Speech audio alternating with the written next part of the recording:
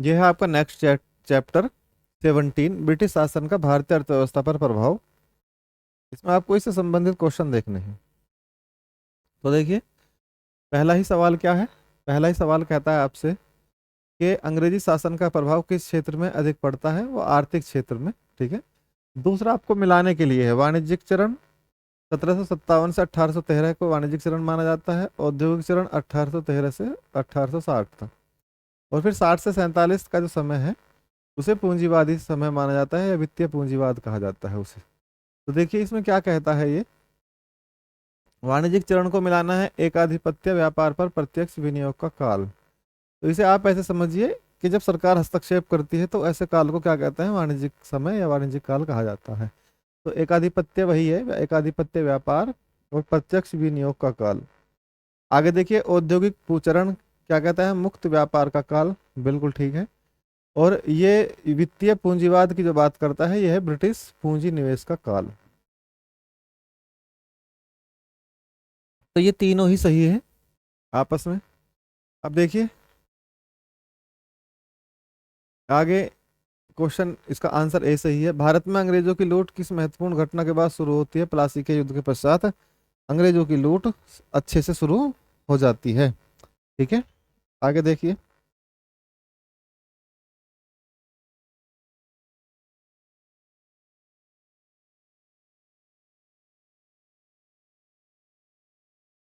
आगे देखिए,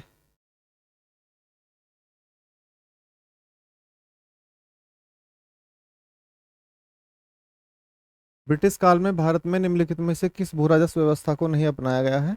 दहशाला, ये दहशाला मुगल काल की है। ठीक है। स्थायी बंदोबस्त, रैयतवाड़ी और महालवाड़ी। देखिए, स्थायी बंदोबस्त जमींदार की है, महाल कहते हैं गांव को, गांव के स्तर पर, और रैयत कहते हैं किसान को, किसान से सीधा संबंध। ठीक। भारत में प्रथम रेल लाइन निम्नलिखित में से किसने बिछवाई थी। लॉर्ड डलहौजी ने। भारत में ब्रिटेन की और संपत्ति के अपवहन यानी कि ड्रेन ऑफ वेल्थ, इसका मतलब है हमारा यहाँ से जो धन है वो ब्रिटेन की ओर जा रहा है, भारत से ड्रेन हो रहा है किस तरफ, ब्रिटेन की ओर, का सिद्धांत किसने प्रतिपादित किया। दादा भाई नौरोजी ने। बहुत ज्यादा क्वेश्चन पूछा जाता है एग्जाम में। वर्ष 1853 ईस्वी में लॉर्ड डलहौजी ने जो टेलीग्राफ प्रणाली शुरू की या लाइन शुरू की, वह किस किस के बीच थी। तो देखिए वह थी आपकी कलकत्ता और आगरा के बीच। ठीक है। भारत में ब्रिटिश भू राजस्व प्रणाली का निम्नलिखित में से किसने अधिक लाभ प्राप्त किया है। जमींदारों ने। भारत में सबसे पहला सूती वस्त्र मिल किस शहर में स्थापित किया गया। मुंबई में। अंग्रेजों द्वारा बनाई गई भू राजस्व व्यवस्था की निम्न प्रणालियों में से कौन सी कृषकों के हितों को अधिक सुरक्षा प्रदान करती है। तो मद्रास प्रांत की रैयतवाड़ी, क्योंकि इसमें जो किसान को लगान देना पड़ता है वो सीधा किसान से सरकार के संबंध होते हैं तभी दिया जाता है। इसका मतलब ऐसे है कि सरकार डायरेक्ट किसान से वसूलती है, ना किसी जमींदार से, ना किसी गांव के स्तर पर। तो जमींदार तो कई कई गांवों का एक जमींदार हुआ करता था पूरे क्षेत्र का, तो वहां से वो इकट्ठा करता था फिर सरकार को पहुंचाता था। महलवाड़ी का मतलब क्या, महल गांव को कहा जाता था।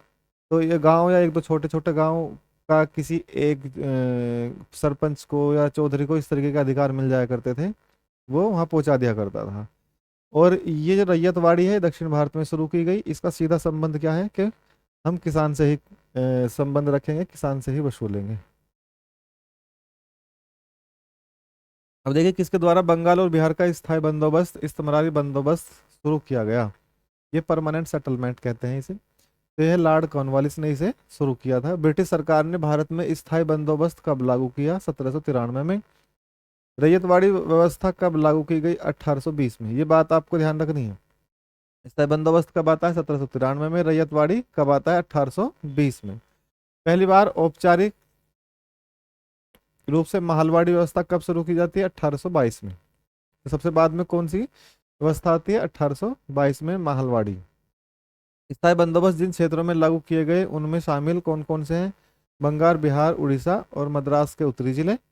और ये बनारस में इसको लागू किया था कौन, स्थायी बंदोबस्त को, जमींदारी व्यवस्था को। इसलिए आप देखिए बनारस और उसके आसपास आज भी जमींदारी व्यवस्था ऐसी ही बनी हुई है। हालांकि जो जमींदारी उन्मूलन कानून था वो पूरी तरीके से कहने का मतलब ये है उसे बहुत अच्छे से लागू सरकारें नहीं कर पाई। बहुत जमीनें किसानों के पक्ष में चली भी गई थी, लेकिन फिर भी आज भी समस्या बनी रही है। देखिए आगे, 16 क्वेश्चन नंबर 16 अंग्रेजी शासन में भारत का कौन सा क्षेत्र अफीम उत्पादन के लिए जाना जाता था? बिहार। 18वीं सदी में बंगाल में वस्त्र उद्योग के पतन के लिए उत्तरदायी कारण क्या है? ब्रिटेन को निर्यात करने वाले माल पर उच्च तटकर। नील कृषकों की दुर्दशा पर लिखी गई पुस्तक नील दर्पण के लेखक कौन थे? दीनबंधु। अंग्रेजों द्वारा सर्वप्रथम कहवा बागान लगाए गए कहाँ? वायनाड जनपद में। वायनाड कहाँ पे है ये आपका? दक्षिण भारत में, तमिलनाडु में।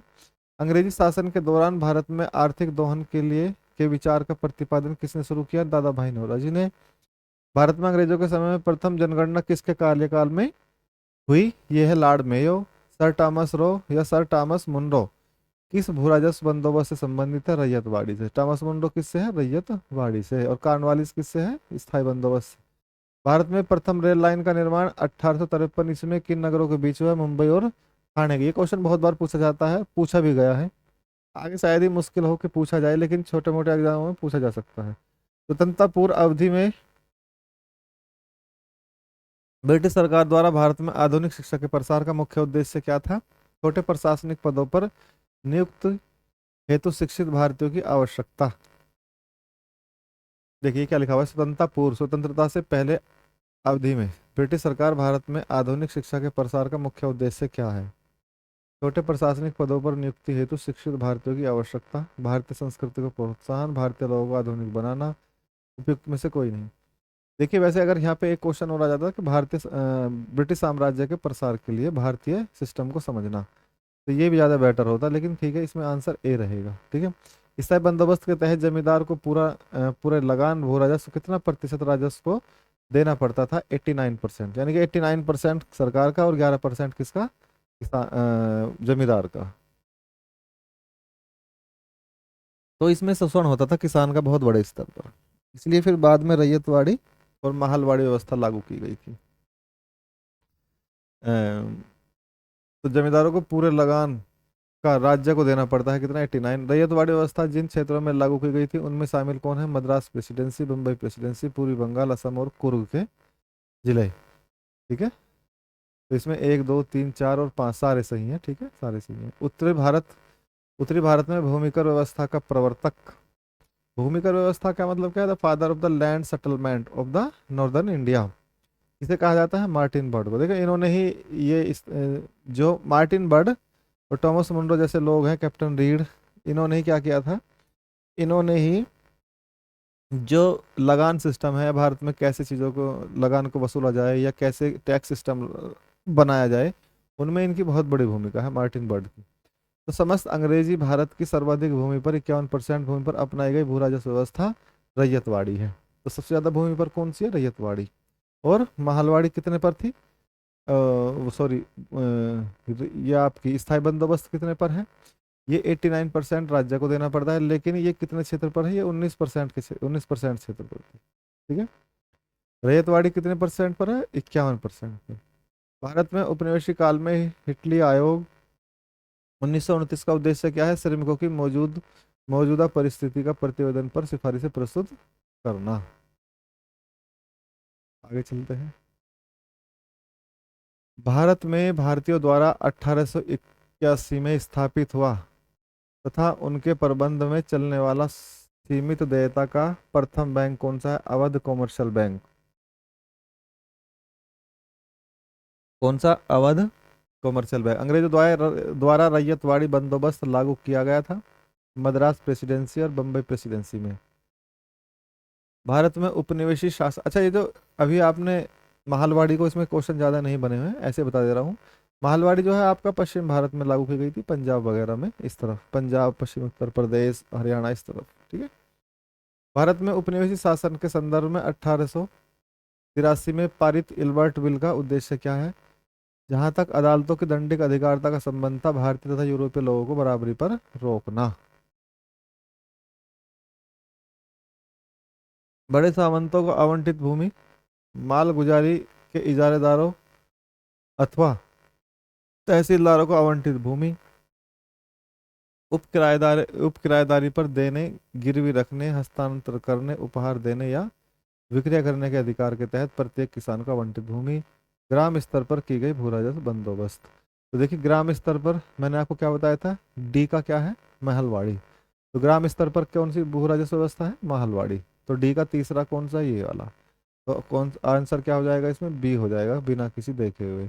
जब आपको कोई एक ही बात पता हो और आप ऑप्शन में ढूंढ लेते हैं और दूसरे ऑप्शन ऐसे होते हैं कि उससे मैच नहीं होते, तो आपको आंख मीच के फिर आप कहीं दिमाग लगाने की जरूरत रहती ही नहीं है। आप डायरेक्ट क्वेश्चन को वहीं पे टिक करके आगे निकल सकते हैं।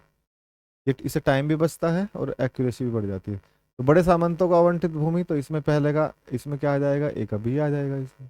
तो बड़े सामंतों को कौन सी दी जाती है, रैयतवाड़ी, यानी कि जो किसान किसके स्तर पर है। मालगुजारी, इजारेदारी, ये इसमें क्या है, जमींदारी है।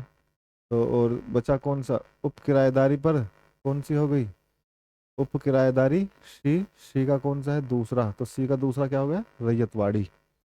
और बी का कौन सा था, चौथा, मालगुजारी के इजारादारी, ये सब क्या था, जमींदारी में। ठीक है। और ये जागीरदारी प्रणाली है। तो जमींदार और जागीरदार में दोनों में अंतर होता है। ठीक है। तो इसमें ए का पहला, ए का पहले का मतलब बड़े सामंतों को आवंटित भूमि क्या है, जागीरदारी, कि ये तुम्हारी एक फिक्स जागीर है, तो वो तुम्हारे लिए ही है, उसका वो मालिक खुद होता है। हालांकि जमींदार में भी मालिक खुद ही होता है, लेकिन उसमें फिर भी किसान काश्तकार होते हैं। ब्रिटिश शासक के दौरान भारत में उद्योगों का कोई स्वतंत्र विकास नहीं हुआ था, जिसका कारण क्या था, भारी उद्योगों का अभाव।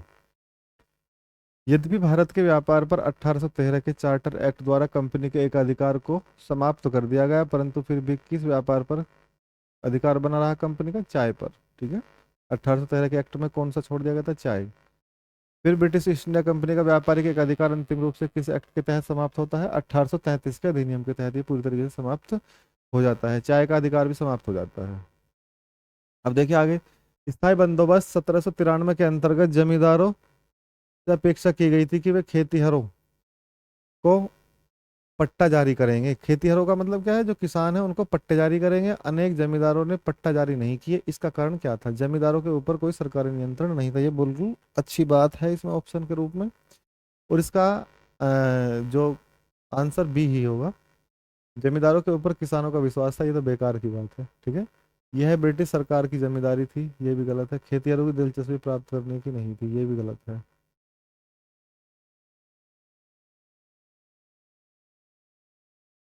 तो ये जो आपका आंसर इसमें क्या आ जाएगा, बी। इसलिए तो शोषण हुआ किसानों का बहुत बड़े स्तर पर, जमींदारी व्यवस्था बिल्कुल इसने भारत को बर्बाद कर दिया था। ब्रिटिश भू राजस्व व्यवस्था के संदर्भ में इन कथनों पर विचार कीजिए। स्थायी बंदोबस्त के तहत सरकार ने जमींदारों से हमेशा हमेशा के लिए लगान निश्चय किया। इसी कथन या सॉरी इसी कारण इसे स्थायी बंदोबस्त कहा गया। क्यों, क्योंकि जो लगान था उसे स्थायी कर दिया गया था, इसलिए अस्थायी बंदोबस्त। और रैयतवाड़ी व्यवस्था के तहत सरकार ने रैयतों से लगान निश्चित किया, इसी कारण से रैयत, बिल्कुल ये बिल्कुल ठीक है। महलवाड़ी व्यवस्था के तहत खेत के आधार पर भू राजस्व निर्धारित नहीं किया गया, बल्कि प्रत्येक महल या जागीर का एक भाग के अनुसार निश्चित किया गया है, इसलिए यह व्यवस्था महलवाड़ी कहलाई। तो इसमें तीनों ही सही है।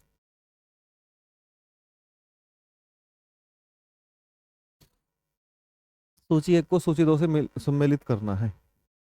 स्थायी बंदोबस्त, देखिए ये बिल्कुल पीक चल रहा है, बहुत अच्छे क्वेश्चन चल रहे हैं ये। ठीक। क्वेश्चन एग्जाम में ऐसे ही आते हैं अधिकतर। रैयतवाड़ी बंदोबस्त, सॉरी स्थायी बंदोबस्त। अच्छा, ये भू राजस्व व्यवस्था और संबंधित व्यक्ति कौन कौन है। तो भू राजस्व किसका है, कार्नवालिस ने चलाया, चार्ल्स ग्रांट ने इसका प्रस्ताव यानी कि मसौदा पास करा, और सर जॉन शोर उसके सहायक हैं। रैयतवाड़ी व्यवस्था कौन है, कौन किसने, कैप्टन रीड, टॉमस मुंड्रो और एलिफिस्टन, ये तीनों ही लोगों ने इसका प्रारूप जारी किया था। महलवाड़ी व्यवस्था, हर्ट मैकेंजी, मार्टिन बर्ड। ये बहुत ही इंपॉर्टेंट क्वेश्चन है, एग्जाम में पूछा जा सकता है। तो आपको तीनों ही याद रखना है। स्थायी बंदोबस्त में कार्नवालिस चार्ल्स ग्रांट हो गया, रैयतवाड़ी में कैप्टन रीड हो गया, और महलवाड़ी में हॉल्ट मैकेंजी हो गया, और मार्टिन बर्ड हो गया। महलवाड़ी व्यवस्था जिन क्षेत्रों में लागू की गई थी, महलवाड़ी व्यवस्था जिन क्षेत्रों में लागू की गई थी उनमें शामिल है गंगा घाटी, दोआब के उत्तर पश्चिम से। देखिए अब महलवाड़ी पे क्वेश्चन आ गया ना, मैंने क्या बताया था। तो गंगा घाटी है, तो गंगा घाटी कौन सा है, पश्चिम भारत से संबंधित हो गया है। गंगा घाटी का ये मध्य गंगा घाटी होता, अगर ये मध्य और पश्चिम तो जब ज़्यादा अच्छा रहता, क्योंकि मध्य घाटी तो भाई बंगाल में भी है। तो गंगा घाटी, दोआब के उत्तर पश्चिम प्रांत, उत्तर प्रदेश, जैसे पश्चिमी उत्तर प्रदेश है, मध्य भारत के कुछ भाग, ये सही है, मराठों के अधिकृत प्रदेश, और पंजाब। तो एक, दो, तीन, चार और पाँच। तो इसमें अगर क्वेश्चन में ये हो तो दो, तीन, चार, पाँच। 2 3 4 5, तो क्वेश्चन ये ज़्यादा सही रहता। मध्य गंगा घाटी होती तो जब ज़्यादा अच्छा था, मध्य और पश्चिम। अब देखिए, सूची 1 को सूची 2 से सुमेलित कीजिए। बंगाल काश्तकारी अधिनियम, तो बंगाल काश्तकारी अधिनियम कब आता है आपका? 1885 में। अवध लगान अधिनियम, यानी कि अवध में लगान अधिनियम कब आता है, यानी कि, और इसके साथ कौन सा आता है दूसरा? मद्रास काश्तकारी विधेयक। देखिए, काश्तकार किसे कहते हैं? किसान को कहते हैं काश्तकार, ठीक है। और अवध क्या है? ये अवध राज्य है। अवध में लगान अधिनियम आया, मद्रास काश्तकारी विधेयक भी आया, ये 1886 में आए दोनों। दक्कन काश्तकारी अधिनियम, फिर पूरे दक्कन में लागू किया गया उसे, ये 1879 में 79 में आया। मध्य प्रांत काश्तकारी विधेयक, ये मध्य प्रांत क्या है आपका? मध्य प्रदेश को मध्य प्रांत कहा जाता था तब, तो ये 1883 का है। तो बंगाल काश्तकारी 1885, फिर बंगाल के बाद अवध में आता है, फिर दक्कन में आता है, और फिर मध्य प्रांत में आता है। तो इसे ऐसे नीचे की तरफ चलते चलेंगे जब, तो सबसे लास्ट में कौन सा है? मध्य प्रांत काश्तकारी अधिनियम 1883। तो आपको अगर इसका क्रम भी याद रहेगा तो तब भी ये सन याद रखने की जरूरत नहीं है, क्योंकि अगर मिलाने के लिए आएगा क्रम तो तब भी याद रहेगा, और इसमें इसके हिसाब से भी आप देख सकते हैं। सबसे पहले कौन सा है? बंगाल काश्तकारी, फिर अवध आया, फिर दक्कन आया, ठीक है। अब देखिए 42वां क्वेश्चन नंबर 42। आधुनिक शिक्षा के क्षेत्र में, सॉरी, आधुनिक शिक्षा के संदर्भ में शिक्षा का माध्यम को लेकर उठे प्राच्य आंग्ल विवाद। देखिए, प्राच्य आंग्ल का मतलब क्या है? प्राच्य का मतलब है भारतीय, यानी कि प्राचीन, जो हमारी प्राचीन संस्कृति से संबंधित, ठीक। और आंग्ल का मतलब क्या है? आंग्ल का मतलब है अंग्रेजों का, पाश्चात्य कह सकते हैं आप इसे। तो भारतीय संस्कृति बनाम अंग्रेज संस्कृति विवाद का अंत मैकाले पत्र से हुई, तो वो कब हुआ है? 1835 में। इसके अनुसार किस भाषा को भारत में शिक्षा का माध्यम स्वीकार किया गया? अंग्रेजी को भारत में शिक्षा का माध्यम स्वीकार किया गया, ठीक है। क्योंकि ये विवाद बना हुआ था कि भारतीय को शिक्षा जो हिंदी में दी जाए या अंग्रेजी में दी जाए, भारतीय को शिक्षा का जो प्रारूप मॉडल प्रदान किया जाए वो प्राच्य हो या आंग्ल हो या पाश्चात्य हो, ठीक है। पाश्चात्य का मतलब आंग्ल ही समझिए, आंग्ल का मतलब अंग्रेज, तो इसमें क्या है? अंग्रेजी। भारतीय शिक्षा का मैग्ना कार्टा, यानी कि महाधिकार पत्र। देखिए, मैग्ना कार्टा का मतलब होता है जब रेडिकल चेंज होता है किसी चीज में और वो पॉजिटिव चेंज हो, तो उसे मैग्ना कार्टा कहते हैं। तो भारतीय शिक्षा में कब पॉजिटिव चेंज होता है? बहुत बड़े स्तर पर। और वो कौन से अधिनियम के आधार पर, या किसको कहा जाता है? उसे वुड डिस्पैच को। ये डिस्पैच लिखा ना, डिस्पैच, तो वुड डिस्पैच या वुड के घोषणा पत्र। वुड वुड कौन है इसे लागू करने वाले, जिन्होंने ये घोषणा पत्र बनाया? 1854 में ये लागू हुआ था। तो 1854 में जब वुड डिस्पैच आया तो उसी को क्या कहा गया? शिक्षा का मैग्ना कार्टा, ठीक। अब देखिए, इसने 1911 में प्राथमिक शिक्षा को निःशुल्क एवं अनिवार्य बनाने वाला विधेयक इंपीरियल लेजिस्लेटिव काउंसिल में प्रस्तुत किया, जिसे प्राथमिक शिक्षा का मैग्ना कार्टा कहा गया। यह आपके गोपाल कृष्ण गोखले। तो गोपाल कृष्ण गोखले कौन थे? गांधी जी के ये राजनीतिक गुरु हैं, गोपाल कृष्ण गोखले। उन्होंने इस बात को क्या कहा कि निःशुल्क अनिवार्य शिक्षा होनी चाहिए, विधेयक लाइए ऐसा। और प्राथमिक शिक्षा का उसे मैग्ना कार्टा भी कहा गया था। अब देखिए 45, क्वेश्चन नंबर 45।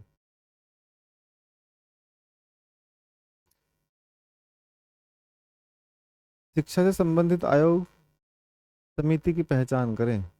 तो हंटर, ये क्या, हार्टॉग समिति 1929 में, लिंडसे आयोग 1929 में, कप्रू समिति 1934 में, सार्जेंट योजना 1944 में। तो शिक्षा से संबंधित बताना है। हार्टॉग समिति भी शिक्षा से संबंधित है, लिंडसे आयोग भी शिक्षा से ही संबंधित है। कप्रू समिति जो है वो भी शिक्षा से ही संबंधित है। सार्जेंट तो आप जानते ही हैं, ठीक है।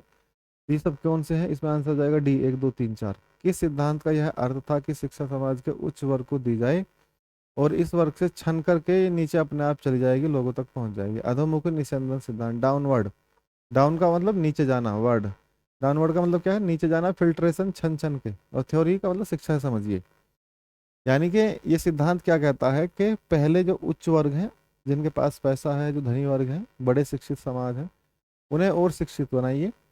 फिर वे लोगों को शिक्षा देंगे, स्कूल खोलेंगे, ठीक है, बिजनेस करेंगे, फिर नीचे शिक्षा जाएगी। तो इसे कहते हैं शिक्षा छन छन के नीचे जाएगी। ऐसे ही विकास का भी सिद्धांत है कि बड़े उद्योग लगाइए, फिर छोटे, बड़े उद्योगों से छोटे उद्योग जनरेट होंगे, फिर नीचे छोटे लोगों को काम मिलेगा, फिर छोटे लोगों का विकास होगा। तो ऐसे ऐसे विकास को या ऐसे शिक्षा सिद्धांत को कहते हैं डाउनवर्ड, ठीक है। और अधर्मुखी, अपवर्ड का मतलब क्या है? कि आप छोटे लोगों को, छोटे लोगों का मतलब जिन लोगों के पास संसाधन नहीं है, आप उन लोगों को संसाधन दे दीजिए, फिर वे मेहनत करेंगे तो ऊपर बढ़ जाएंगे। तो इसे कहते हैं अपवर्ड फिल्ट्रेशन थ्योरी। ठीक है। अब ये तो इसमें कौन सी है, ये है डाउनवर्ड फिल्ट्रेशन। अंग्रेजों ने कौन सी लागू करी भारत में, डाउनवर्ड। और आज भी डाउनवर्ड सिद्धांत ही है हमारे भारत में। इकोनॉमिक्स का जो है वो सब डाउनवर्ड ही है, शिक्षा का भी डाउनवर्ड ही है, क्योंकि जिनके पास पैसा है वही शिक्षा खरीद पाते हैं, उन्हीं को अधिकार है।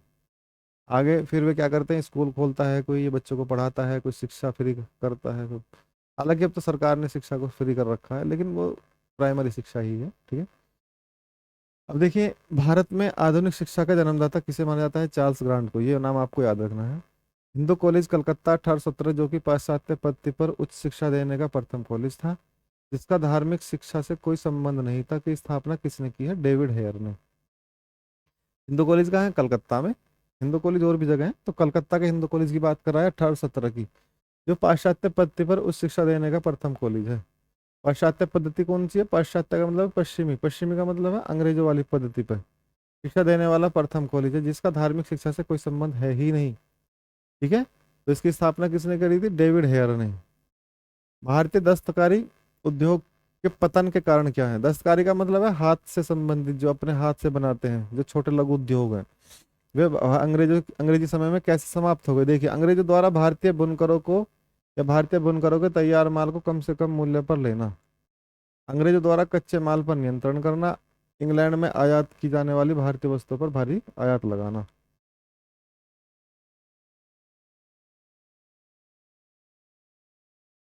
इसमें आंसर हो गया आपका डी, यानी कि सभी सही हैं।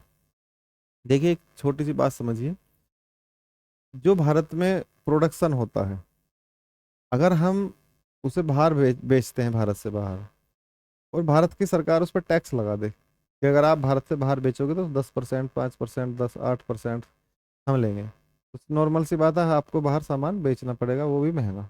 तो आप महंगा बेच सकते तो आपकी लागत बढ़ जाएगी। तो अंग्रेज क्या करते थे, अंग्रेज यही हरामीपन करते थे कि भारतीय जो प्रोडक्ट हैं उन पे ये टैक्स लगा देते थे, एक्सपोर्ट टैक्स एक तरीके से। अगर आपको माल एक्सपोर्ट करना तो टैक्स, लेकिन आयात कर जीरो होता था।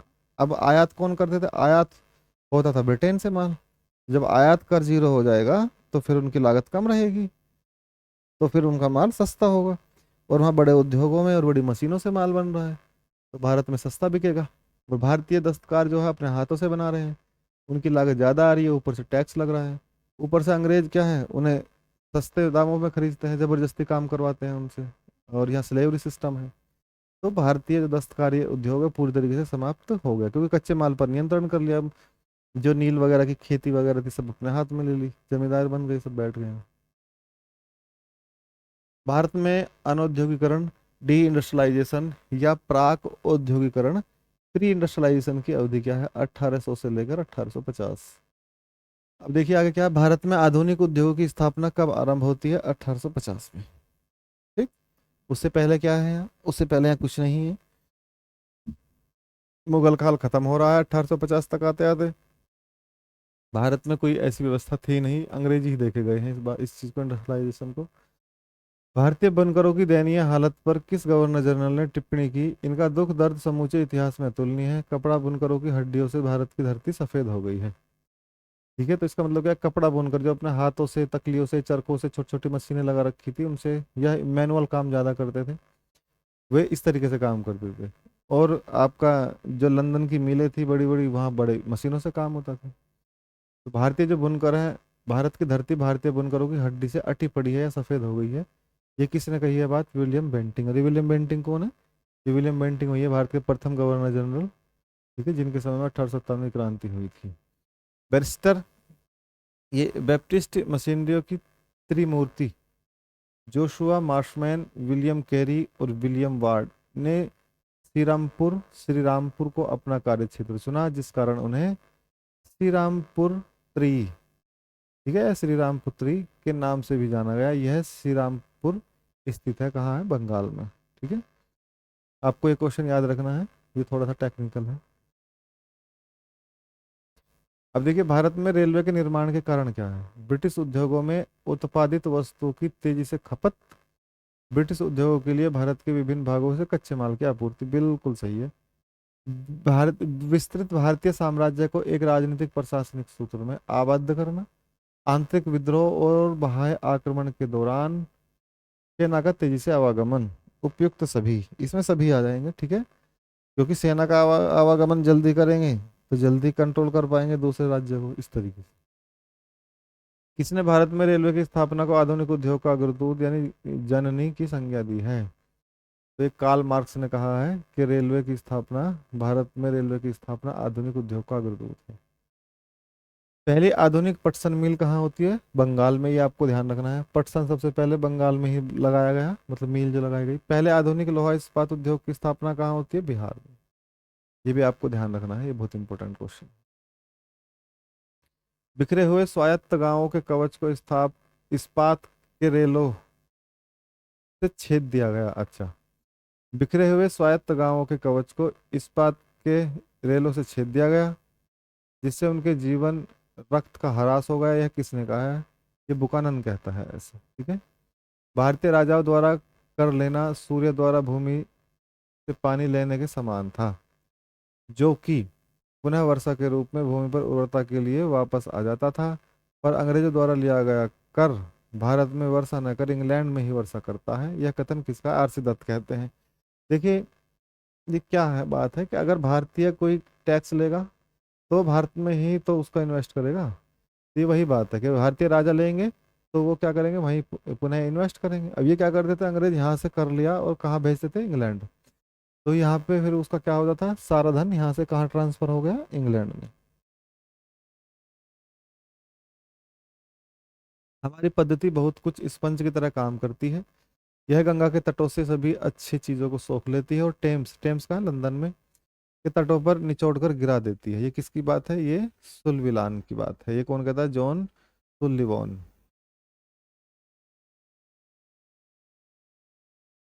कांग्रेस के किस अधिवेशन में पहली बार कांग्रेस द्वारा मौलिक अधिकारों और राष्ट्रीय आर्थिक कार्यक्रमों से संबंधित प्रस्ताव पारित किए गए? कराची अधिवेशन 1931 में। जो क्या है, पहली बार मौलिक अधिकार कब आए? 1931 में। अंग्रेज कांग्रेस के कराची अधिवेशन मार्च 1931 के अध्यक्ष कौन है? सरदार वल्लभ भाई पटेल हैं। स्ट्रेची आयोग 1880, लियाल आयोग 1897, मैकडोनल आयोग 1900 में और वुडहेड आयोग 1943 से 44 में। तो ये उस समय गवर्नर जनरल कौन है, ये बताना है आपको। तो स्ट्रेची आयोग में कौन है? लॉर्ड लिटन है। लियाल आयोग एल्गिन है और मैकडोनल में कर्जन है। और वुडहेड आयोग में कौन है आपका? लॉर्ड वेलेल, वेवेल, ठीक है। तो सी का तीसरा, ये बहुत ही कॉमन है क्योंकि एग्जाम में कई बार पूछ लिया गया है। तो मैकडोनल्ड आयोग जब आता है भारत में, कौन है? कर्जन है। तो अगर आप इस तरीके से करते तो यहाँ पे 50-50% क्वेश्चन के ठीक होने के चांस हो जाते हैं। देखिए, अगर सी का तीसरा आपको आता है तो सी का थर्ड है, तो सी का थर्ड है तो डी का तो फोर्थ हो ही जाएगा, इसमें तो कोई बात है ही नहीं, ठीक है। तो आप बचे दो, तो 50-50% आपको टिक करना है। तो इस तरीके से भी आप सही आंसर के नज़दीक पहुंच जाते हैं, ठीक। तो आंसर इसमें क्या है? ए है। 20वीं सदी के पूर्वार्ध में, पूर्वार्ध का मतलब है 20वीं सदी का पूर्वार्ध का मतलब है 1901 से लेकर और आपका 1930 के आसपास तक का जो समय है, जो पूर्वार्ध कहते हैं। और 20वीं सदी का मध्य किसे कहेंगे? 50 के आसपास। उत्तरार्ध किसे कहेंगे? आपका वही 75 के बाद का। तो ये क्या कहता है, 20वीं सदी के पूर्वार्ध में देश का भीषणतम अकाल 1942-43 में कहाँ पर पड़ता है? बंगाल में। ब्रिटिश काल में निम्नलिखित में से कौन से उद्योग धंधे विकसित होते हैं? तो ये तो आसान सवाल है। जूट का विकसित होता है, कोयला का विकसित होता है, लौह इस्पात, मशीनों के पुर्जे, सूती कपड़ा, ठीक है। तो एक, दो, तीन और पाँच। तो मशीनों के पुर्जे तो कहाँ, यहाँ पे नहीं बनते, क्योंकि उनके लिए तो अंग्रेजों को यहाँ इन्वेस्ट करना पड़ेगा बड़े स्तर पर। और फिर उसके लिए इंजीनियर चाहिए होते हैं, भारत में इंजीनियर है नहीं, उन्हें वहां से यहाँ ला के इंजीनियर, अगर इंग्लैंड से इंजीनियर लाएंगे तो फिर उनका खर्चा बढ़ेगा। तो वो काम ही सब वो वहीं करते थे। अब देखिए आगे। 1938 के अंत में भारतीय राष्ट्रीय कांग्रेस के अनुरोध पर जो राष्ट्रीय योजना समिति बनाई गई, उसके अध्यक्ष कौन है? जवाहरलाल नेहरू। राष्ट्रीय योजना समिति 1938 में जवाहरलाल नेहरू। अकालों को रोकने तथा अकाल पीड़ितों की सहायता हेतु भारत सरकार ने अकाल संहिता कब बनाई है? 1883 में, ठीक है। आगे चलिए। भारत में विकेंद्रीकरण का शुभारंभ किसके समय में होता है आपका? देखिए, विकेंद्रीकरण का मतलब क्या है कि चीज़ों को जब नीचे की तरफ प्रशासनिक स्तर पर अधिकार दे दिए जाएं, तो ये तब की बात करता है। तो लॉर्ड डफरिन के समय में नहीं है, लॉर्ड रिपन के समय में ये बात होती है, क्योंकि वो विकेंद्रीकरण को उसने बढ़ावा दिया और थोड़ी आज़ादी का भी, आज़ादी का तो नहीं, लिबरल था ये थोड़ा सा रिपन। रेल विभाग के लिए पृथक रूप से रेलवे बजट कब आरंभ होता है? 1935 में। ब्रिटिश नागरिकों को सर्वप्रथम किस वर्ष भारत में भूमि खरीदने एवं बसने की अनुमति मिलती है? 1833 में। देखिए, ये ऐसा नहीं है कि कहीं लिखा हुआ है, इसको आप थोड़ा सा, इतनी डीप तैयारी करने की भी जरूरत नहीं होती, आप थोड़ा सा कॉमन सेंस लगाएंगे। ब्रिटिश नागरिकों को सर्वप्रथम किस वर्ष भारत में भूमि खरीदने और बसने की? तो नॉर्मल सी बात है, जब ब्रिटिश कंपनी को पूरी तरीके से सारे अधिकारों को समाप्त कर दिया गया और प्रत्येक ब्रिटिश नागरिक को भारत में बिजनेस करने की आज़ादी दे दी गई, तो उसी समय ये सब हुआ होगा। ठीक है, तो 1833 में ऐसा हुआ था, तो आप इसका कॉमन सेंस से आंसर लगा सकते हैं। तो the economic history of the India के लेखक कौन है? रमेश चंद्र दत्त, आरसी दत्त। भारत में इस्पात का उत्पादन सर्वप्रथम कब प्रारंभ होता है? 1913 में। अंग्रेज घुसपैठियों ने भारत के करघे को तोड़ डाला। करघे का मतलब है उनके छोटे लघु उद्योग जो हैं, हथकरघा उद्योग, और चरखे को नष्ट कर दिया। यह कथन किसका है? यह कार्ल मार्क्स का है। कार्ल मार्क्स ऐसा कहता है।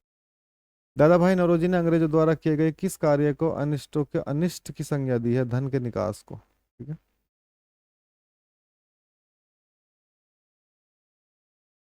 यह कथन भारत और इंग्लैंड के आर्थिक हित प्रत्येक क्षेत्र में टकराते हैं किसका है? जवाहरलाल नेहरू का। निम्नलिखित में से कौन poverty and British rule in India का लेखक है? दादा भाई नौरोजी। भारतीय अर्थविदों में शामिल कौन कौन है? दादा भाई नौरोजी हैं, आर सी दत्त हैं, एम जी रानाडे भी हैं, और गौडगिल हैं, गोपाल कृष्ण गोखले हैं, के टी शाह है। ठीक। अब देखिए, सर थॉमस इंग्लैंड के सभापतित्व में भारतीय औद्योगिक आयोग का गठन कब होता है? 1916 में। पहला औद्योगिक सम्मेलन किस वर्ष आयोजित किया गया? 1907 में। 1925 में सरकार द्वारा गठित भारतीय आर्थिक जांच समिति के अध्यक्ष कौन है? एम विश्वेश्वरैया। निम्नलिखित में से किसने भारत के अंग्रेजी उपनिवेशिक नियंत्रण की आलोचना में अन ब्रिटिश पदावली का उपयोग किया है? दादा भाई नौरोजी ने। भारत में देखिए, अन ब्रिटिश क्या है, इसे ऐसे समझ सकते हैं हम। उन्होंने कहा कि अन ब्रिटिश रूल इन इंडिया, उन्होंने कहा कि अंग्रेज तो अच्छे हैं, लेकिन कौन से अंग्रेज अच्छे हैं? जो ब्रिटिश अंग्रेज हैं, जो इंग्लैंड के अंग्रेज हैं, वे अच्छे हैं, उनका शासन अच्छा है, लेकिन वे अंग्रेज जो भारत में रूल कर रहे हैं, कंपनी खराब है। देखिए, ये शब्द क्यों बोले गए थे?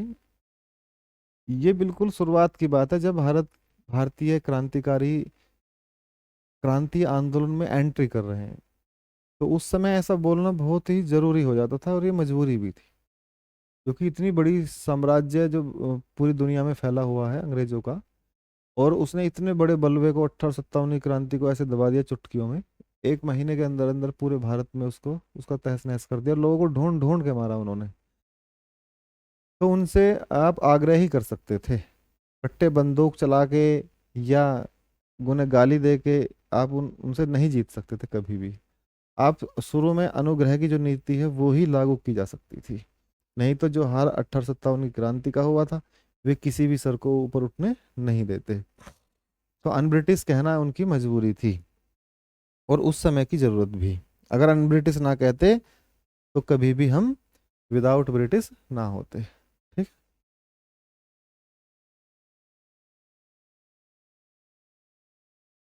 भारत में प्रथम रेलवे लाइन किस ब्रिटिश गवर्नर जनरल के समय में बिछाई गई थी? लॉर्ड डलहौजी के समय में, ये आपको पता ही है।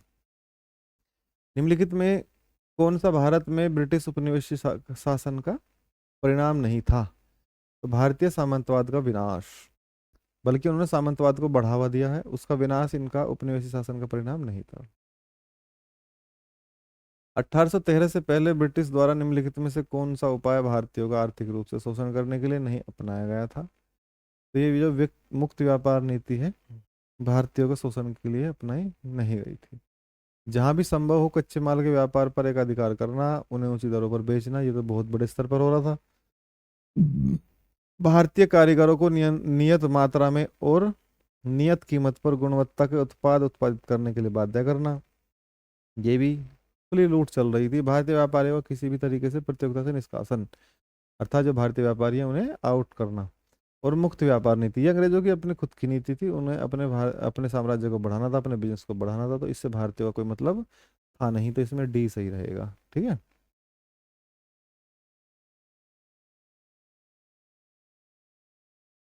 दादा भाई नौरोजी द्वारा उनकी कृति poverty un British rule in India, तो पॉवर्टी का मतलब गरीबी, किसमें? Un British rule in India में।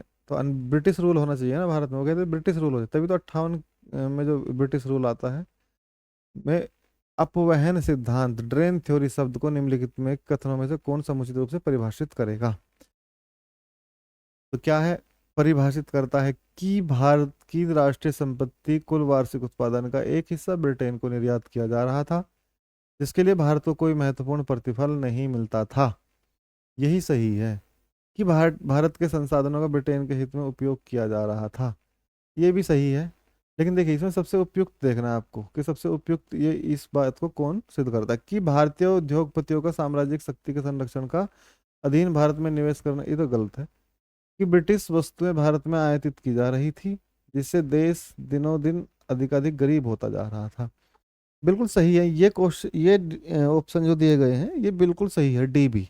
लेकिन इस सेंटेंस के पक्ष में सही नहीं है जो ऊपर दिया गया। देखिए यूपीएससी ऐसे क्वेश्चन बनाती है, सीडीएस में पूछा गया क्वेश्चन है, यूपीएससी लेती है इसका एग्जाम, तो आपको देखने में ये सही लगेगा, है भी ये सही, लेकिन इसके परिप्रेक्ष्य में सही नहीं है, क्योंकि ये किसकी बात करता है? ये poverty and British rule in India की बात करता है, तो उसमें जो सिद्धांत दिया गया है ड्रेन थ्योरी, उससे ये मतलब है ही नहीं। ठीक है, तो उसका क्या है? इसमें आंसर इज ए रहेगा। अब देखिए भारत में उपनिवेशी शासन में होम चार्जेस, होम चार्जेस क्या है? इसे होम चार्जेस को समझिए, मैं आपको बता दूं कि 1858 के जो घोषणा पत्र होता है उसमें एक पद बनाया जाता है भारत सचिव का। वो भारत सचिव कौन है? वो ब्रिटेन की संसद का एक सांसद है, और वो किसका हिस्सा है? ब्रिटेन की गवर्नमेंट का। उसका लंदन में ऑफिस बनाया जाता है भारतीय खर्चे पर। तो भारतीय खर्चा कौन कौन देगा? उसका खर्चा भारतीय देंगे। भारतीय का मतलब है यहाँ से ही जाएगा, भारत से। तो भी कहता है कि होम, तो इसे क्या हम क्या कहते थे? Home charges. भारत से संबंधित दोहन का महत्वपूर्ण अंग था। इसमें कौन कौन सी निधियां थी? लंदन में इंडिया ऑफिस के भरण पोषण के लिए प्रयोग में लाई जाने वाली निधि, बिल्कुल ठीक है। ये इंडिया ऑफिस वही है, उसी का ये ऑफिस जो भारत सचिव है, या भारत मंत्री भी कहते थे इसको। भारत में कार्यरत अंग्रेज कर्मचारियों के वेतन पेंशन हेतु प्रयोग में लाई जाने वाली निधि, ये भी बिल्कुल सही है कि भारत में कार्यरत जो कर्मचारी हैं उनके वेतन जो हैं वो उन्हें कहाँ से निधि मिलती है? भारत से ही। भारत के बाहर हुए युद्धों को लड़ने में अंग्रेज द्वारा लाई जाने वाली निधि, बिल्कुल सही है, तीनों ही इसमें सही रहेंगे। ठीक है। आ, किस कंपनी ने सर्वप्रथम भारत में रेल सेवा प्रारंभ की है? तो ये इस कंपनी का नाम क्या है? इसका the great Indian peninsular railway. ठीक। रैयतबाड़ी बंदोबस्त के संदर्भ में निम्नलिखित कथनों पर विचार कीजिए। किसानों द्वारा लागत सीधे सरकार को दिया जाना, बिल्कुल सही है। सरकार रैयत को पट्टा देती है, बिल्कुल सही है। कर लगाने के पूर्व भूमि का सर्वेक्षण मूल्य निर्धारण किया जाता था, बिल्कुल तीनों ही सही हैं। तो आंसर रहेगा सी। निम्नलिखित कथनों पर विचार कीजिए। तो निम्नलिखित कथनों पर क्या विचार करना है? दादा भाई नौरोजी की भारतीय राष्ट्रीय आंदोलन की सर्वाधिक प्रभावी देन क्या थी? उन्होंने इस बात को अभिव्यक्त किया कि ब्रिटेन भारत का आर्थिक शोषण कर रहा है, ये बिल्कुल एक्यूरेट, एकदम सही है। उन्होंने प्राचीन भारतीय ग्रंथ, नहीं ये तो बेकार की बात है। उन्होंने सभी सामाजिक बुराइयों के निराकरण की आवश्यकता पर सर्वोपरि जोर दिया है। ठीक है, बुराइयों का विरोध तो करते ही थे, लेकिन इनका संबंध सीधा किससे है? इस बात से, ब्रिटेन का आर्थिक शोषण। हाँ, ब्रिटिश ईस्ट इंडिया कंपनी ने चाय के व्यापारी के अधिकार को खो दिया 1833 के चार्टर में। अब देखिए अब आता है चैप्टर 18, 19वीं 20वीं सदी में सामाजिक धार्मिक आंदोलन। तो सामाजिक धार्मिक आंदोलन की बात अब देखेंगे। आधुनिक भारत में हिंदू धर्म में पहला सुधार आंदोलन था। आधुनिक भारत में जो पहला धार्मिक सुधार आंदोलन कौन था? ब्रह्म समाज। ब्रह्म समाज का उद्देश्य क्या है? एकेश्वरवाद का प्रचार करना, हिंदू धर्म के बुराइयों पर प्रहार करना, दोनों ही सही है। ब्रह्म समाज का विरोधी संगठन कौन था? जिसका उद्देश्य सती प्रथा समेत अन्य सुधारों का विरोध करना है। धर्मसभा है। धर्मसभा 1829-30 के संस्थापक कौन है? आपके राधाकांत देव हैं। वर्ष 1829 ईस्वी में सती प्रथा का उन्मूलन किसके द्वारा किया गया? लॉर्ड विलियम बेंटिंग के। ये क्वेश्चन बहुत बार पूछा जाता है एग्जाम में। Lord William Bentinck. Swami Vivekananda का मूल नाम क्या है? नरेंद्र दत्त। मुख्यतः किसके प्रयास से सती प्रथा का उन्मूलन होता है? राजा राम मोहन राय के। अलीगढ़ में स्थित मोहम्मदन एंग्लो ओरिएंटल कॉलेज किसने स्थापित किया? सर सैयद अहमद खां। ये नाम याद रखना है आपको। अधिकतर इन्होंने ही काम किए हैं इस्लाम मुस्लिमों के लिए ब्रिटिश काल में। कांग्रेस ने भी बहुत काम किए, लेकिन जो अलग से पूछा जाए तो समझ जाना है सर सैयद अहमद खां की बात कर रहा है। आर्य समाज किसके विरुद्ध है? धार्मिक अनुष्ठान और मूर्ति पूजा के। युवा बंगाल आंदोलन यानी के नेता कौन है? Henry William Derozio. आगे देखिए, थियोसॉफिकल सोसाइटी ने भारत में कब और कहाँ अपना मुख्यालय स्थापित किया? 1882 में अडियार में। ठीक है, कहाँ किया? 1882 में अडियार में। किसी समय महात्मा गांधी के सहयोगी रह चुके पर उनसे अलग होकर एक आमूल परिवर्तनवादी आंदोलन जिसका नाम आत्मसम्मान आंदोलन था, चलाने वाले कौन है? ईवी रामास्वामी नायकर है। ठीक, अब आगे देखिए, 13वीं सदी में ज्योतिबा फुले के सत्यशोधक समाज ने क्या प्रयास किया था? दंभी ब्राह्मणों तथा उनके अवसरवादी धर्म ग्रंथों से नीच जातियों की रक्षा। बिल्कुल सही है। 1873 में सत्यशोधक समाज की स्थापना ज्योतिबा फुले। किस धर्म सुधार की मृत्यु भारत के बाहर हुई है? राजा राम मोहन राय की। सत्यार्थ प्रकाश पुस्तक के लेखक कौन है? सरस्वती दयानंद सरस्वती। रामकृष्ण मिशन की स्थापना कौन करते हैं? स्वामी विवेकानंद। वहाबी आंदोलन का मुख्य केंद्र कौन सा है? पटना है। भारत में दास प्रथा कब अवैध रूप से अवैध घोषित की गई? 1843 में। ठीक है, देखिए, भारत में 1843 में घोषित की गई थी, लेकिन ये 1833-35 के आसपास इसको समाप्त कर दिया गया दुनिया से। भारत में अंग्रेजी शिक्षा किसके द्वारा लागू की गई थी? विलियम बेंटिंग के द्वारा। वेदों में संपूर्ण सच्चाई नहीं थी, व्याख्या किसकी है? स्वामी दयानंद सरस्वती की। महाराष्ट्र का सुकरात किसे कहते हैं? महादेव गोविंद रानाडे को। स्वामी विवेकानंद किस स्थान पर हुए धार्मिक आंदोलन से संबंधित है? शिकागो। राजा राम मोहन राय ने अपने असाधारण काम की खातिर भारतीय इतिहास में अपनी पहचान बनाई। इसका मुख्य काम किस दिशा में था? समाज सुधारक में। अलीगढ़ मुस्लिम विश्वविद्यालय की स्थापना किसने की है? सर सैयद अहमद खान ने। किसे आधुनिक भारत का जनक माना जाता है? आपका राजा राम मोहन राय को आधुनिक भारत का जनक माना जाता है। राजा राम मोहन राय किससे संबंधित है? संस्कृत शिक्षा से। आगे देखिए, क्वेश्चन नंबर 28।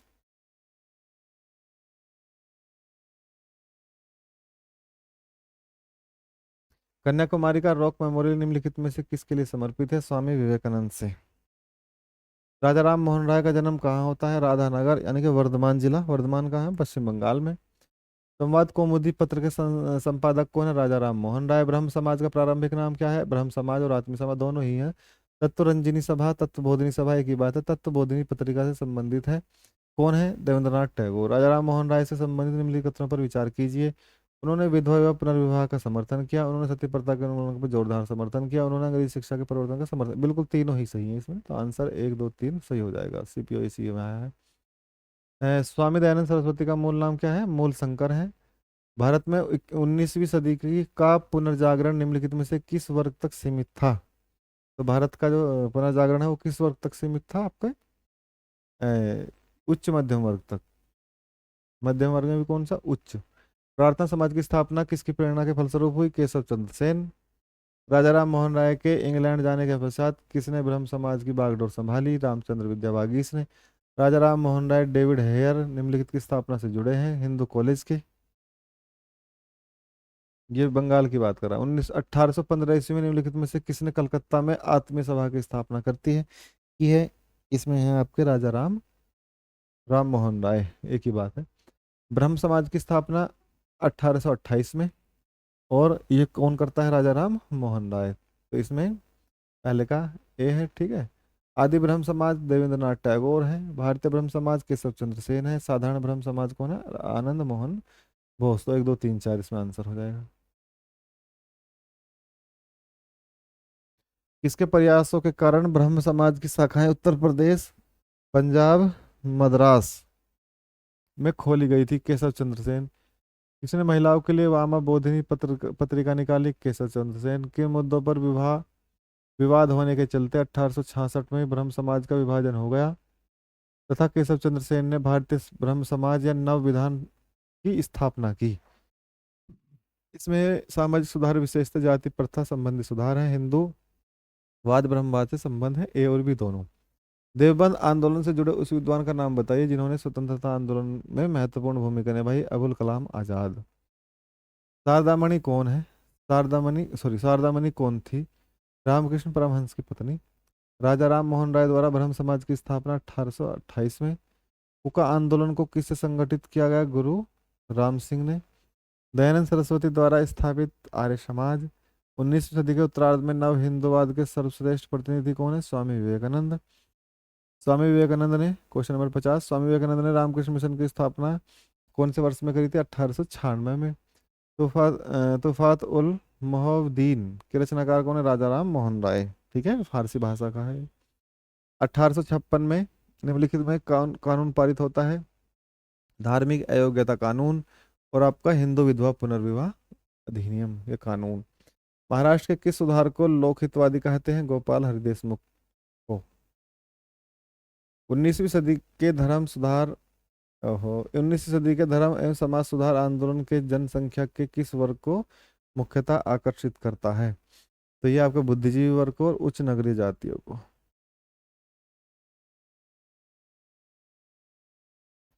ब्रह्म समाज किस सिद्धांत पर आधारित है? केशवरवाद। देव समाज का संस्थापक निम्नलिखित में से कौन है? शिव नारायण अग्निहोत्री। राधा स्वामी सत्संग किसका है? शिव दयाल साहब का। और फारसी साप्ताहिक मिरातुल अखबार राजा राम मोहन राय। बाल विवाह प्रथा को नियंत्रित करने हेतु 1872 में सिविल मैरिज एक्ट ने लड़कियों के विवाह की न्यूनतम आयु कितनी रखी? 14 वर्ष। 1872 की बात है, ध्यान रखना, 14 वर्ष। तहजीबुल अखलाक के रचनाकार कौन है? सैयद अहमद खान। निम्नलिखित में से कौन फराइजी विद्रोह का नेता है? दादू मियाँ। निम्नलिखित में से कौन सुमेलित नहीं है? तो इसमें आपको सुमेलित देगा स्वामी विवेकानंद, राजा राम मोहन राय आदि ब्रह्म समाज। ठीक, तो यही गलत है आपका, ये सुमेलित है। निम्नलिखित में से कौन सा सुमेलित नहीं है? पांडुरंग, प्रार्थना समाज, दयानंद समाज, स्वामी विवेकानंद, रामकृष्ण मिशन से यही इसमें सम्मिलित नहीं है। आदि ब्रह्म समाज। निम्नलिखित में से किसने कहा था? निम्नलिखित में से किसने कहा था अच्छा शासन स्वशासन का स्थानापत्र नहीं है? स्वामी दयानंद सरस्वती ने। वेदों की ओर लौटो, दयानंद सरस्वती।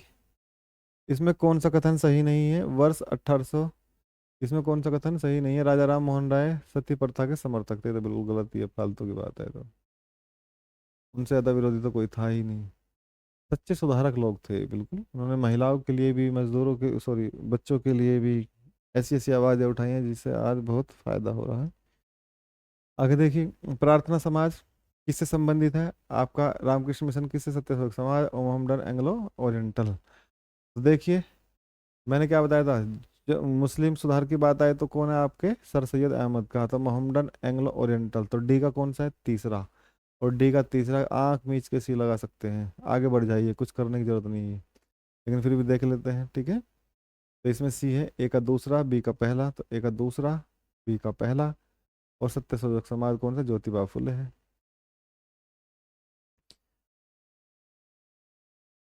प्रार्थना समाज के संस्थापक कौन है? आत्माराम पांडुरंग।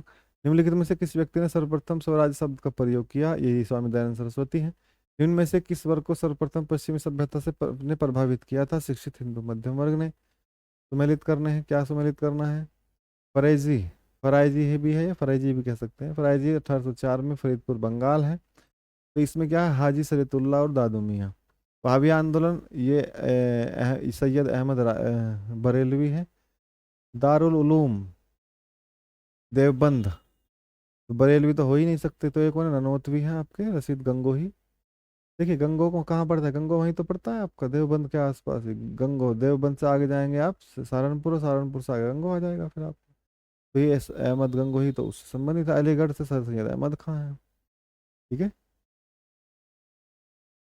अलीगढ़ आंदोलन का उद्देश्य क्या है? भारतीय इस्लाम का उदारीकरण, धार्मिक पुनर्व्याख्या, बिल्कुल। समाज सुधार और आधुनिक शिक्षा के जरिए भारतीय मुसलमानों का आधुनिकीकरण। ए और बी दोनों ही इसमें सही है।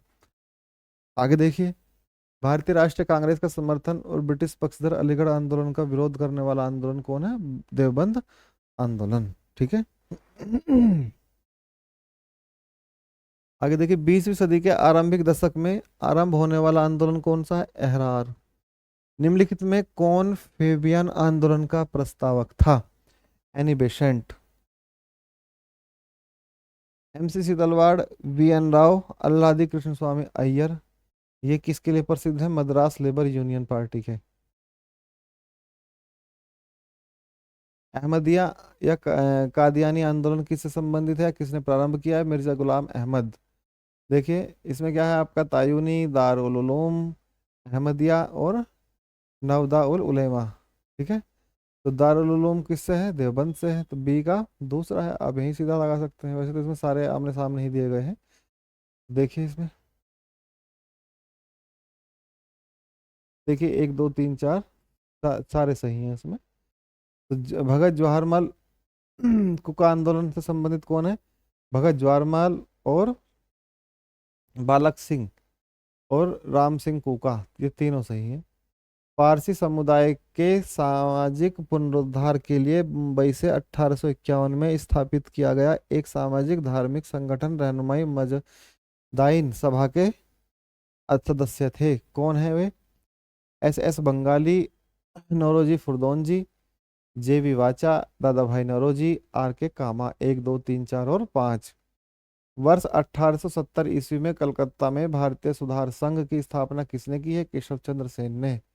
आर्य समाज से जुड़े व्यक्तित्व कौन है?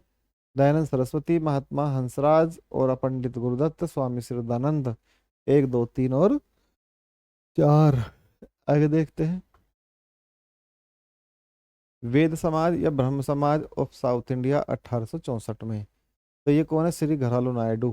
ठीक है, तो वेद समाज Shri घरालू Naidu, Arya Samaj Dayanand Saraswati, theosophical society Colonel Olcott और मैडम ब्लावत्सकी, और दक्कन एजुकेशन सोसाइटी जो है वो जी आर अगरकर है। ये चारों ही सही हैं।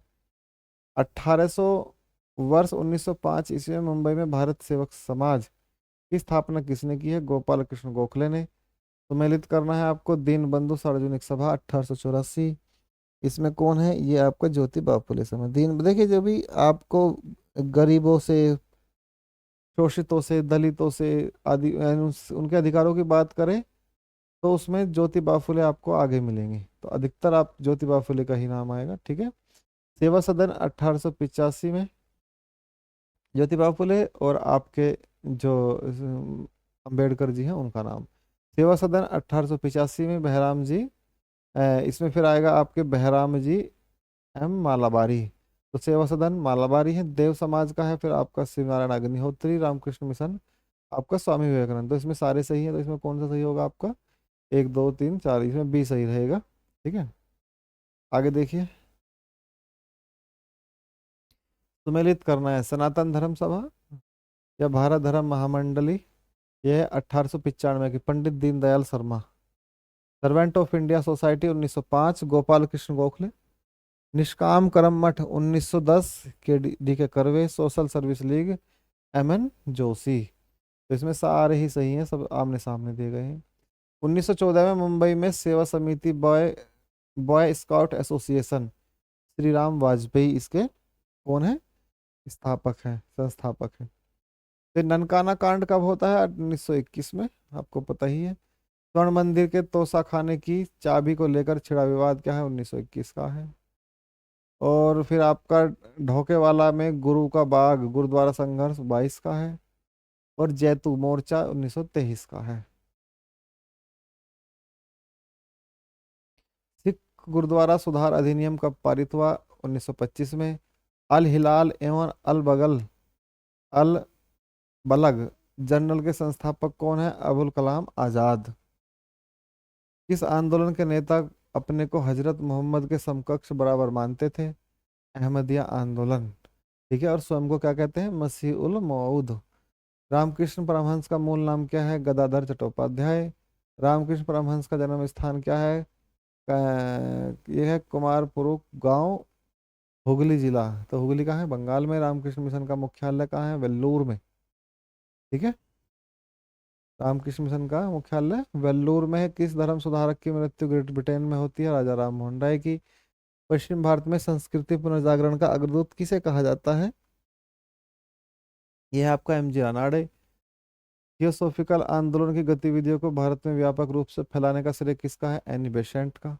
वर्ष 1898 में बनारस में सेंट्रल हिंदू कॉलेज की स्थापना किसने की? इसे बाद में 1916 में मदन मोहन मालवीय ने बनारस हिंदू यूनिवर्सिटी में परिवर्तित कर दिया। ये एनी बेसेंट ने है। 1898 में बनारस में हिंदू कॉलेज की स्थापना किसने की थी? ये एनी बेसेंट ने करी थी। ठीक है, 98। तो ये एनी बेसेंट आ गई। एनी बेसेंट भारतीय राष्ट्रीय कांग्रेस की अध्यक्ष कब बनती है? 1917 में। ये कांग्रेस अधिवेशन होता है उसके अध्यक्ष है 1917 के। विधवा पुनर्विवाह अधिनियम 1856, ईश्वर चंद्र विद्यासागर। बिल्कुल। Civil marriage act, Keshav Chandra Sen. आयु अधिनियम, सम्मति आयु अधिनियम 1891 में, B.M. मालाबारी के की भूमिका है उसमें। बाल विवाह निरोधक अधिनियम 1929 का, हरविलास शारदा। स्वामी दयानंद सरस्वती के मरणोपरांत आर्य समाज में शिक्षा की पद्धति के प्रश्न पर फूट पड़ गई। पाश्चात्य शिक्षा पद्धति के समर्थक लाला हंसराज और लाला लाजपत राय थे। दूसरा दल वैदिक शिक्षा पद्धति का समर्थक था। इस दूसरे दल के नेता स्वामी श्रद्धानंद हैं। हमारे धर्म रसोई घर में है, हमारे भगवान खाना बनाने के बर्तनों में है, आज हिंदू धर्म मत स्ववाद बन गया। ये स्वामी विवेकानंद का, जो भी बहुत अच्छी अच्छी बातें हैं धर्म सुधार की, वे स्वामी विवेकानंद की मिलेंगी आपको। ये बिल्कुल सही बात कही है आज भी। और स्वामी विवेकानंद ने बात कही थी उस समय, देखिए ये बात उस समय कह दी गई। ये 1800 आपके 90 के बाद की बात है। तो हमारे 1896 में और 98 में, तो हमारे धर्म सुधार, ये क्या कहते हैं, हमारे धर्म रसोई घर में है। इसका मतलब क्या है? इसका मतलब ये है कि हम जो खाना खाते हैं उसको हम भगवान से जोड़ते हैं। कोई मांस खाता है तो दूसरे को उसको हम क्या करते हैं, उसे हतोत्साहित करेंगे, अपने आप को जब सुपीरियर दिखाएंगे, है ना, प्याज नहीं खाएंगे, ये नहीं खाएंगे, भगवान ये है, भगवान अपना ढिमका बर्तनों में। तो ये फालतू की बातें हैं। ये किसने बात कही? स्वामी विवेकानंद ने। आधुनिक भारत का प्रथम राष्ट्रवादी कवि किसे माना जाता है? डिरोजियो को। किसने जनता को 4 सूत्रीय संदेश, स्वधर्म स्वराज्य स्वदेशी स्वभाषा आर्य समाज? किसने विवेकानंद को आधुनिक राष्ट्रीय आंदोलन का आध्यात्मिक पिता? कौन है? सुभाष चंद्र बोस ने। विधवा पुनर्विवाह आंदोलन में शामिल कौन कौन है? विधवा पुनर्विवाह आंदोलन में ईश्वर चंद्र विद्यासागर, B.M. मालाबारी, वीरेशलिंगम पंतलू और D.K. कर्वे सभी हैं। 1863 में कलकत्ता के मोहम्मडन एसोसिएशन की स्थापना किसने की? अब्दुल लतीफ ने। अलीगढ़ आंदोलन का स्वरूप कैसा है? इसमें 2, 3 और 5 हैं। 2, 3, 5 का मतलब ब्रिटिश समर्थक हैं, कांग्रेस विरोधी हैं, और फिर आपका हिंदू विरोधी है। अलीगढ़ आंदोलन का स्वरूप, अलीगढ़ आंदोलन देखिए, ये मुस्लिम, अलीगढ़ आंदोलन किससे जुड़ा है? मुस्लिम आंदोलन से। और सर सैयद अहमद खां इसका अग्रता है। तो नॉर्मल सी बात है, वे कांग्रेस के विरोधी हैं, अंग्रेजों के समर्थक हैं।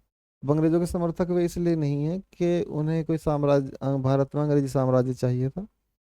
वे चाहते थे कि कांग्रेस जो है वो मुस्लिम मुद्दों को नहीं उठाती, तो तुम्हें ब्रिटिश समर्थक बना रहना पड़ेगा, तो तभी तुम्हें वो अधिकार दे सकते हैं। लेकिन ये वही वाली बात है, बलि के बकरे वाली, और कुछ नहीं है। शिकागो विश्व धर्म पार्लियामेंट जिसमें विवेकानंद ने भाग लिया का आयोजन कब होता है? 1893 में। ठीक है, तो देखिए आगे। विवेकानंद के बारे में नीचे दिए गए कथनों में से कौन से कथन सही है? उन्होंने वेद को अमोघ माना है, अमोघ। उनका विश्वास था कि वेद पूर्ण रूप से संगत है।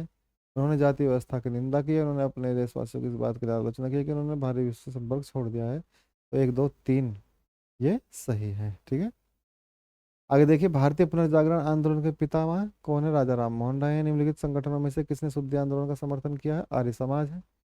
19वीं सदी की महानतम पारसी समाज सुधारक कौन है? बहराम जी मालाबारी।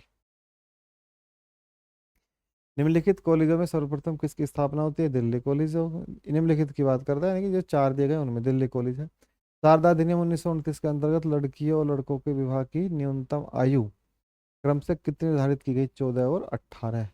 लड़कियों की 14, लड़कों की 18। ये 1929 की बात है। और 1800, जो 1873 में जो अधिनियम आया था उसमें कितनी रखी गई थी लड़कियों की आयु? 14 वर्ष। ठीक है ना।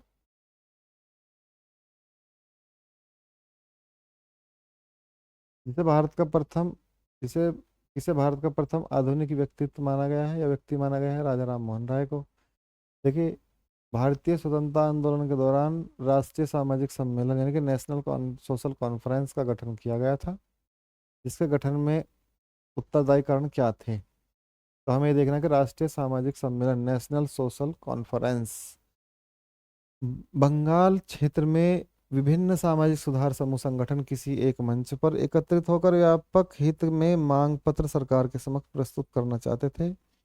भारतीय राष्ट्रीय कांग्रेस अपने कार्यक्रम में सामाजिक सुधारों को नहीं रखना चाहती थी, इसलिए प्रस्तुत उद्देश्य के लिए उसने अलग से संगठन बनाने का सुझाव दिया। ये बिल्कुल बिल्कुल एक्यूरेट सही है, क्योंकि कांग्रेस अपने आप को पॉलिटिकल तक यानी कि राजनीतिक जो अधिकार थे वहीं तक रखना चाहती थी। तो उसने कहा कि सोशल मुद्दों को उठाना है तो एक कांग्रेस के अंदर ही एक सोशलिस्ट कॉन्फ्रेंस बनाइए और उसके माध्यम से आप उन मुद्दों को उठा सकते हैं। ठीक है, क्योंकि फिर होच पोच हो जाता है, ये सही से समझ नहीं आ पाता कि इस पार्टी की विचारधारा किससे संबंधित है। ब्रह्म समाज के बारे में निम्नलिखित में से कौन सा कथन सही है? मूर्ति पूजा का विरोध, धार्मिक ग्रंथों की व्याख्या करे पुरोहित वर्ग को अस्वीकार, इसने इस सिद्धांत का प्रचार किया कि वेद त्रुटिहीन है। तो केवल एक और दो सही है। ठीक है, इनमें किस प्रख्यात सुधारक ने ज्ञान योग, कर्म योग, राजयोग नामक पुस्तक लिखी है? स्वामी विवेकानंद। ठीक, तो 90 क्वेश्चन वे हो गए और 119 ये हो गए। ये हो गया आपके 209। ये अब ये आपका चैप्टर 18, जातिगत जनगणना, किसान और मजदूर आंदोलन। तो देखिए इसमें पहला क्वेश्चन क्या है।